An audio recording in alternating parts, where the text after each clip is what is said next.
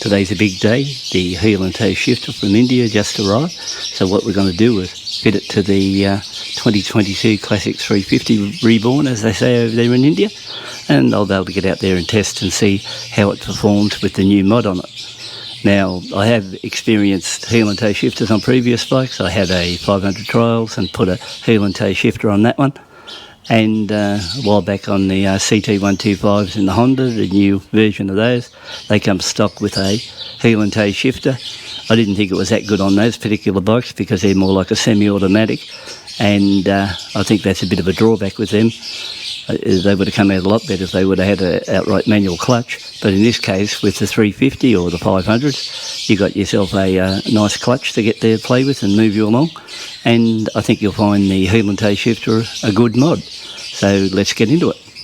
After my clip went up, a few of the subs said they tried it and I'm pretty happy with, and they said if you remove this bottom engine bolt you don't have to go to the front of the thing and the front of the bike there and undo the framework there to get it out. So I think what we'll do, we will have a go at that.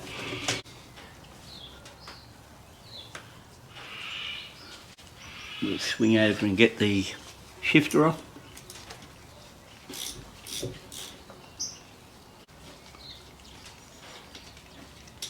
Okay, we've got that out of the way. And they said if you push down on the frame you can get it out that way, but I don't know. Well, you may be able to do it, but it appears to me it's a pretty solid fit on mine. So what I might do, I still might undo the front part of the frame and get out that way. So we're working on the front section of the frame. So we've got 17 over to the left, 14 on the side here I'm working on. Yeah. So that's nice and loose now. Yeah guys, so we'll see about getting that gear shifter off now. So we'll just check the flex here on the bottom of the frame. You can see quite a lot of movement in it now. And we've got the shifter off. Now we'll have a look at a couple of things here before we go on to it. So we've got the factory one up the top there now. Then this is the one I tried on the bike first, which wouldn't fit. So this is off the 500 UCE model, and the difference between that one, it's got a bigger shaft hole there for a start, and it hasn't got the angle to get it away from the motor.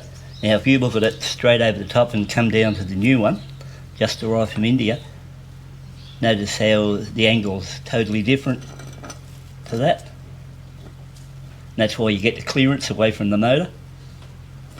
I'll move my hand out of the way. So if you look at it like that, if you also look at the whole section there, it's smaller than that one there. So that's why one of the reasons that one wouldn't go, you couldn't really mod it. That one there, if you look at it like that and see the angle, you can see now why using that heel and toe shifter gets it right out away from the motor, and I think it should work really well. First off, I'll just put the old UCE one to give you a rough idea how it would have looked. So you can see it's real sloppy in the fit there, but there's the angle there. Even if it would have come up and cracked the case, so sooner or later you would have had a big gouge in there anyway, even if it was the right shaft size, so that would have ruined that side. So we'll get rid of this out of the way. Okay guys, now we'll try the new unit which arrived from India today, and I'll just get the angle right, a bit close there. So that would be, yeah, I think that'd be pretty close.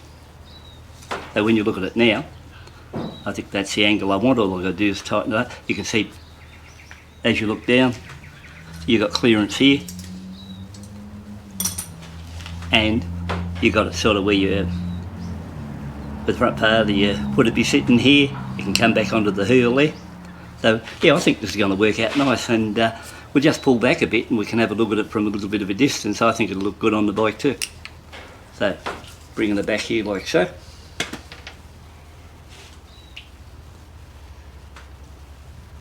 I think I'm pretty happy with the angle it's on there. I can always come back and adjust it, so what I might do is now just tighten that up, and we'll go from there.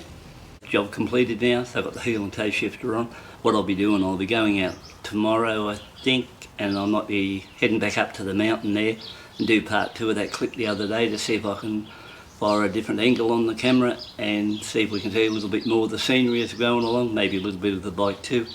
Won't be going out there today because I was out earlier on today looking at a spot where I was planning on doing the Ride and Cook series, and I put my bag on the ground there, believe it or not. When I put the bag back on, while I was there, European wasp must have climbed into the bag, and I'm riding along and something went wrong and it must have crawled inside my leather jacket. I was going along, and by the time I was on my way home I had to pull over because I felt this really painful sting twice, and it sort of got me down the left side, just under the armpit of as I was riding along. Sort of stung a fair bit too, so sort of actually a little bit on the sore side now, so I decided I'm not going to go out there and test this out there today. I'll see how things are tomorrow. Tomorrow's supposedly another good day, so I'll go out there then and recover from the double sting from the European wasp, and I'll catch up with you on the next clip. And more importantly, you've got an idea now how this looks on the bike, and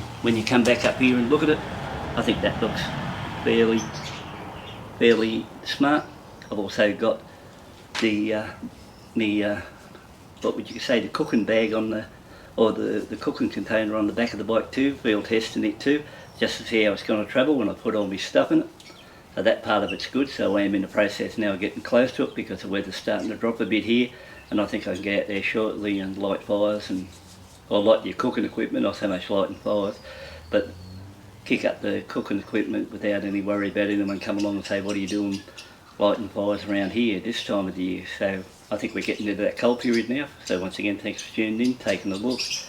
If you like the video, give it a thumbs up. If you want to subscribe, you can do that too. So catch up with you later.